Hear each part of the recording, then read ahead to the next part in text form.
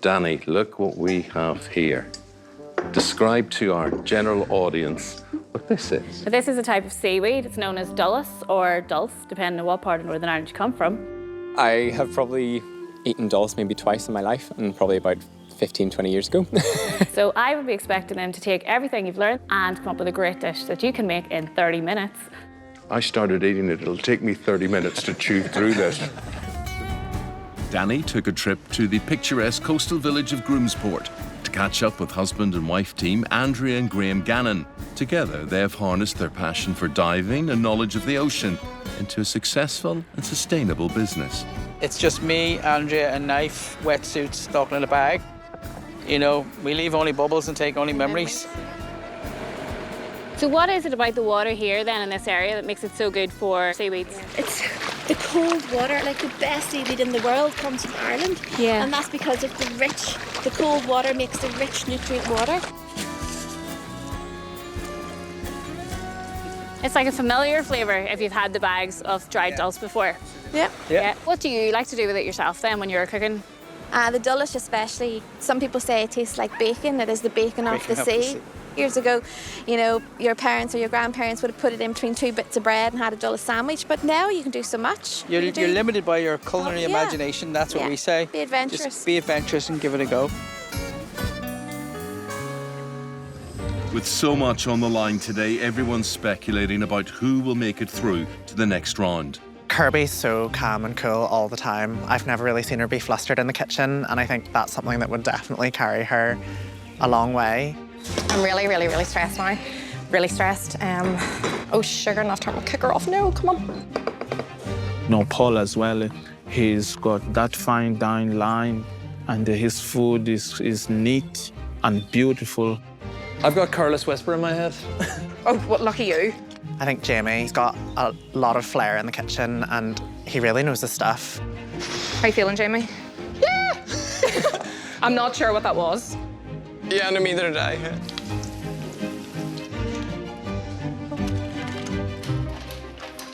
I think it's really hard to decide who's going to go through to the final. I think the competition's really fierce. 2 minutes. 2 minutes left. This looks terrible right now, doesn't it?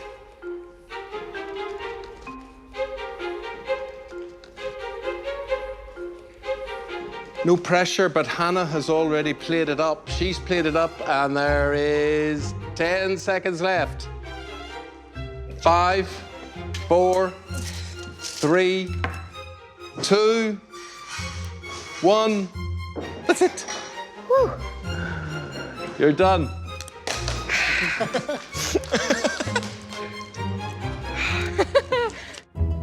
Jamie's made a simple dish of dulse tempura asparagus with dulse mayo and candied almonds.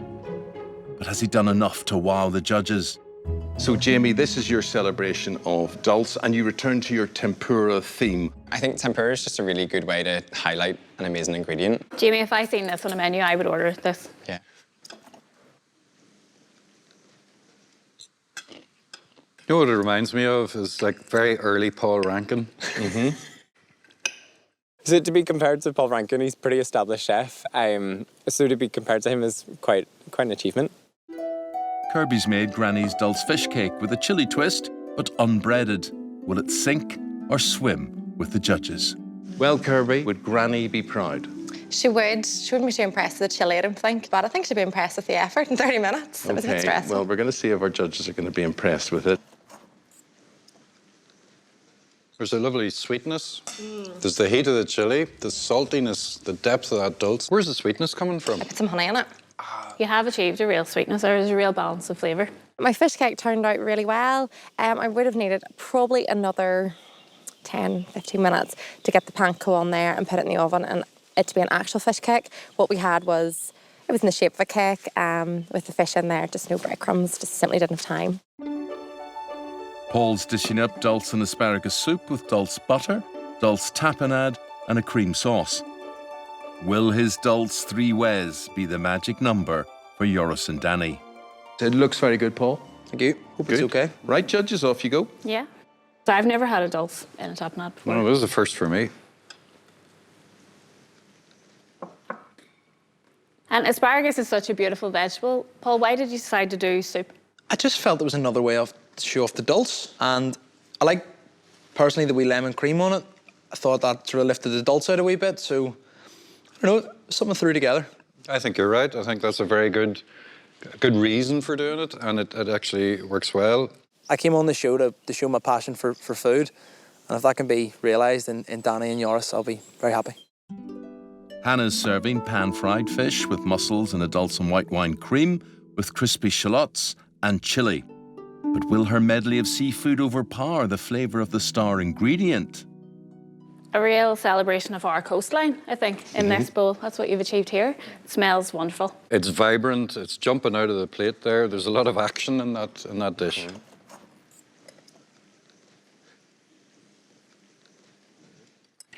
And again, with the chilli, why did you think you needed chilli? Salt and chilli flavours usually work quite well together, and I thought the chilli would maybe cut through the dulse. I'm not a huge fan of dulse straight out of the bag, but I was thinking to cook with it in that kind of flake size, the chilli would probably complement it quite well. And would this change your mind? Definitely, definitely. All in all, I'm happy because I was up against some really stiff competition. Everyone's plates look beautiful. The 4 semi-finalists must now become 3, as Joris and Danny decide which of our cooks will go on to make their large dish. I think that was really seriously accomplished cooking in there today. Hannah's was, that was a great plate. There was action in it, there was colour in it. We haven't seen her cook since the first round, and again today, absolute natural in that kitchen. So Paul then, a trio of dulse from Paul today. Asparagus soup is such a classic anyway, but what he managed to do was get that dulse depth in there, which worked. Paul was clever enough to go today. I'll not do grilled asparagus. I'll blend it up. I'll use the dulse and get that flavour. Jamie's, I said that it was like an early Paul Rankin dish. The simplicity of it, but it was bursting with flavours. Finally then, Kirby. So Kirby cooked her granny's fish cake, and I really enjoy watching Kirby cook. She knows what she's doing. She has a plan. You can see that the plan may not work out, so she's going to try and improvise it a little bit. She did have to improvise in the end. So what we finished with was not so much a fish cake, but quite a vertical-looking chowder. It was very tasty. 4 excellent cooks, but one of them has to go. Will it be Hannah, Paul, Jamie, or Kirby?